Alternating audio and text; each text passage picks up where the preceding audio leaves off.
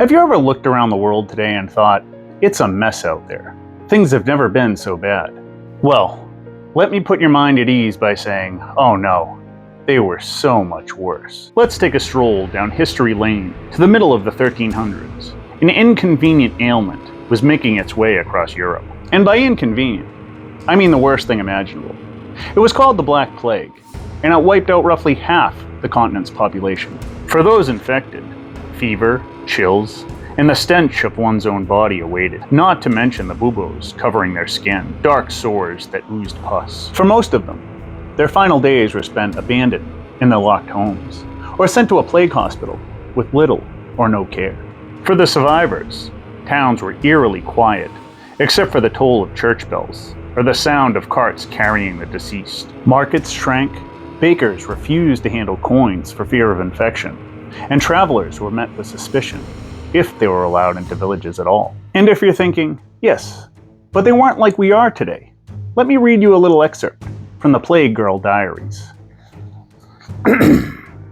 So, the plague officially hit my town today. Everyone is panicking, but I'm fine, because I'm drinking hot wine with rosemary. Self-care is essential, even the apocalypse.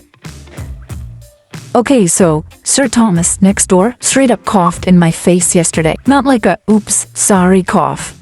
No, it was a I have the plague cough. Do I feel betrayed? Yes. Do I think it was done on purpose? Also yes.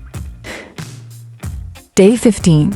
My crush said he'd meet me by the well, but instead his lifeless body was thrown on a cart and taken away this morning. On one hand, devastated.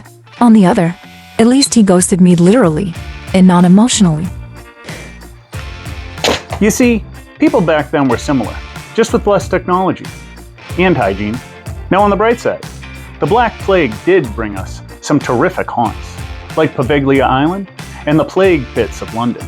And then there's the supernatural black dogs of the plague, and those stylish masks with the long beaks. So the next time you're overwhelmed with the world of today, just think, in a few hundred years, there could be a slew of horror movies based on real-life events taking place right now.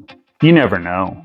While you're rotting in your coffin over the next century, you could be the next international superstar.